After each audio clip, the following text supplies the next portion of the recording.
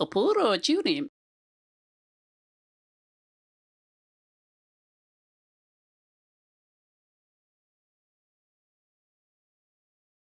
Wow, look at all this Hollow Knight content I have left to talk about. It really is beautiful, isn't it? Silksong could be delayed until December and I'd still have plenty to discuss. But until then, let's talk about one of the more mysterious aspects of Hollow Knight lore, the Colosseum of Fools. The Colosseum is such a weird part of the game, and honestly I still don't understand this place much at all. I mean, why would people willingly get together in a crowded area in the midst of a dangerous pandemic? Come on, Team Cherry, no one would actually do that. Overall, the Colosseum is one of the few big mysteries left in Hollow Knight, alongside things like the Vitruvian Grub and the Trilobite Shrine in Deep Nest. Oh, and the Maskmaker's Eyes. And the Lifeblood Creature. And the Shade Lord. And this random corpse in the Queen's Garden. Also, what the fuck happened to Isma? Like seriously, what the fuck? Since the Colosseum is so cryptic, a few theories have popped up trying to explain it. So it might be good to have a video that just lays it all out, even if there isn't any strong conclusion we can make about this part of the lore. The Colosseum of Fools was originally a Kickstarter stretch goal, which promised 4 new bosses and a chance to uncover the mystery of the Colosseum. And while the stretch goal wasn't actually reached, Team Cherry added the area into the game right at the end of development. The 4 bosses were originally Zote, the Oblobbles, and 2 of the regular Fool enemies we fight multiple times. Of course, there is also the God Tamer, who appears at the end of the 3rd trial, but she was actually just a Kickstarter backer boss that was placed in the Colosseum. The original boss design was the Lobster Lancer, but I guess Team Cherry didn't want to canonize lobsters. I have no idea why. They'll canonize jellyfish and goddamn pickles, but not these majestic bottom feeders. Honestly, it makes me sick. From an early map of Hallownest made during development, we can see that the Colosseum of Fools was originally placed in the fungal wastes, near the Mantis village. Of course, in the final game, the Colosseum is located in the Kingdom's Edge, a more late game area. Kingdom's Edge was thrown into the game as sort of a hodgepodge of stuff that couldn't fit into the map already. For example, the Hive was originally going to be in Deep Nest, but ended up getting moved over to the Kingdom's Edge as well. We also might have a glimpse of some of the earliest sketches for the Colosseum as well. In an interview with Rock Paper Shotgun, Ari Gibson shared a small collection of images from his sketchbook that he used to draw concept art for Hollow Knight. In a Game Informer interview, the author claims that this place was actually an early concept for the Colosseum. It looks like the audience was originally going to be composed of much larger creatures. But keep in mind, a lot of these sketches contain some really weird shit that doesn't appear anywhere in the final game. The Colosseum of Fools that we see in the game now didn't seem to take shape until late in the game's development. But that doesn't mean there isn't any lore to be found here. In a Reddit AMA, Ari mentioned that the Colosseum does hide a secret of some kind. And there really is a lot to discuss here, so let's start with the Colosseum itself. The Colosseum of Fools is situated inside the corpse of some ancient bug. Both the interior and exterior of the Colosseum are laden with chains. This might be a way to keep the husk of the bug from collapsing in on itself, as well as to support the structures surrounding it. Also as a way to imprison bugs, like the Little Fool. So it seems like this was just some random corpse that ended up being turned into a battleground. But a battleground for whom exactly? Who exactly are these fools? And why is it that they are murdering each other for the entertainment of others? The hunter asks this very same question. What do they hope for, these warriors fighting in the Colosseum? Are they slaves, or prisoners, or do they freely choose to fight? The game gives us a pretty clear reason why bugs fight in the Colosseum. Simply just to fight in the Colosseum. They want glory, and the chance to show off their strength. That's why we see characters like Tiso, who do seem to be solely interested in fighting in the Colosseum, just for the sake of it. But this is where things get weird. All of the enemies you fight in the Colosseum are infected, but in the warrior's pit below, they are all just kind of chilling there, not trying to murder us. One of them is even enjoying a lovely soak in a hot spring, while also still wearing all of his armor for some reason. If Dreamnailed, one bug goes all Shakespearean on us and asks, "Are we all fools?" So what is it about these warriors that gives them autonomy while in the warrior's pit? There are the traitor mantises who took the infection in willingly, and it would make sense for the fools to embrace the infection as well, as it would give them more strength. But the mantises also went mad from the infection, At least that's what the Hunter's Journal says. In the Queen's Garden, we can see that they set up campsites, which I assume must take at least some kind of self-restraint and cognizance. Also, traitor mantises show up at the Colosseum. So did these maddened mantises walk all the way from the Queen's Garden to the far end of the kingdom, or were they captured and brought here? The exact details of the infection have always been pretty fast and loose. For example, why do characters like Cornifer and Cloth not fall to the infection? Are their wills that strong? Cloth's will never seemed too impressive to me, although the last time I said this people started bitching at me. Goddamn simps. Yeah, it was really impressive when she fucking died to the Traitor Lord. The Traitor Lord.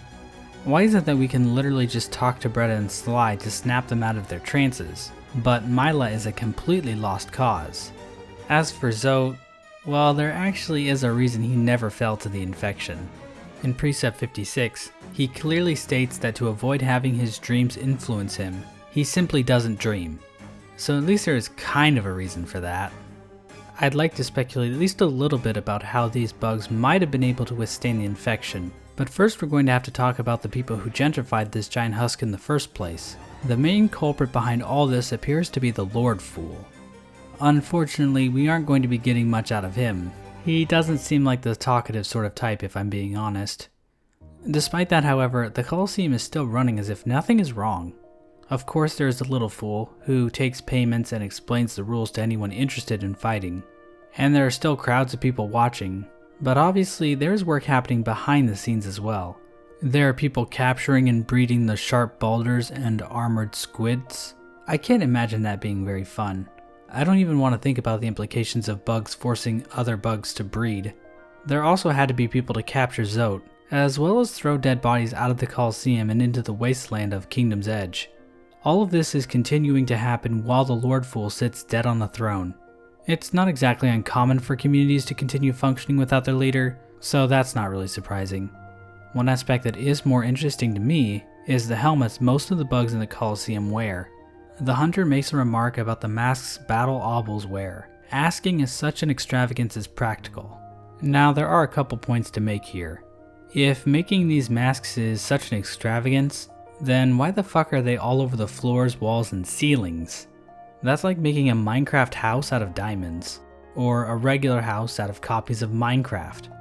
So are these masks and helmets used for more than just mere combat? I've talked about masks a lot on this channel. There are a few general points we can make about them. Masks seem to somehow have an effect on a bug's mind. A prime example of this is Brum, a servant of the Grimm Troop. When you first talk to him, Brum is a brooding musician, about 2 months away from joining an alternative Celtic punk rock band. However, after the Grimm Troop is banished, we can see that Brum has a complete personality change. His name changed to Nim, his personality becomes more upbeat, and he loses all memories he has about his time in the troop. And most importantly, he is no longer sporting a mask. This effect is alluded to by the mask maker, who says that those who conceal their faces lose their sense of self. I think it's possible that the warriors of the Colosseum are experiencing this as well. Now obviously these creatures are still infected. If you dream nail the battle obel, it will still give the dialogue bugs give that are infected. But maybe the masks force these creatures to give fealty to the Colosseum, sort of like how Brum and the other Grimm Troop members are enslaved to the Nightmare Heart. Otherwise, I don't know why the Hunter makes this oddly specific observation about this enemy's mask. It's also entirely possible that Team Cherry just couldn't think of anything else to put here. I mean, if you read some of these journal entries, they are just kind of random. Like when the Hunter ponders what Elder Balders think about when they curl up, or how he admits to murdering all of his siblings, or the Oblobble entry where he just complains about being an incel. So there is maybe an explanation for why the fools act like they aren't infected, but what about the audience? Who are these people? Well, bugs that look like the audience in the Colosseum appear in 2 separate places. 2 of them appear in a hot spring in the Forgotten Crossroads. They will just be talking amongst themselves, but if the night gets too close, they shut up and just awkwardly stare at it. If dream-nailed, they mention the Colosseum directly, implying that they are quite aware of it and are probably frequent visitors. The other instance is a bit more vague. Corpses of what appear to be these bugs can be found in the Howling Cliffs, Their head shape and body type look almost identical to the Colosseum bugs, so it's likely that these are the same species. This bug's dream nail dialogue refers to how without the king's powers, their minds have been vanquished. This ties to the lore tablet found in this area, which tells us that if bugs leave Hallownest, their minds will be lost. So it seems these Colosseum bugs appear to need Hallownest's power in order to have a mind, since these ones on the edge of the kingdom have lost theirs. So what does all this mean? Well, I'm not really sure it means much of anything for the Colosseum, but it does tell us that these bugs are capable of avoiding the Radiance's infection, but not capable of keeping their minds when they leave Hallownest. That seems odd considering how well known the Colosseum is outside of Hallownest. How do bugs outside the kingdom like Tiso even know about it? Who exactly is spreading this info around? At this point, I want to mention a theory that has been around for a while. Basically, the argument goes that this creature is actually a worm, similar to the Pale King, and the Lord Fool is some kind of reincarnation of the worm, similar to the Pale King. That would give us an explanation for who the Lord Fool actually is, as well as explain how there might be some sort of magic mumbo-jumbo causing the bugs here to act like they aren't infected. I briefly mentioned the worm corpse idea in the Wanderer's Journal video. Some people have been saying that this corpse is the corpse of a worm, but we don't know exactly what kind of creature this was. Maybe it was just a worm, but with an O instead of a Y. Well, that was insightful. This thing probably isn't any kind of worm. You can see what appear to be little claws that this bug might have used to move around with. As far as we know, worms like the Pale King's original form didn't have limbs to speak of. Honestly, I'm not even sure if they had eyes either, or buttholes. Also, where is the egg the Lord Fool hatched out of? Why didn't he try to build his own kingdom, or at least take over Hallownest? So I'd say the chance of this thing being a worm is extremely low. Then again, the sample size of worms we have to compare this creature to is only 1, so maybe there are different variations of worms out there in the world.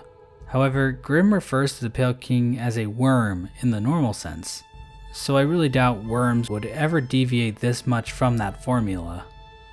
So to recap, we've got a Colosseum that is operating entirely on its own, despite both the death of their apparent leader and the onset of an infection. The crowd is completely impervious to the infection, both inside and outside the Colosseum. The bugs fighting inside the Colosseum are infected, but do not show signs of aggression when outside the arena.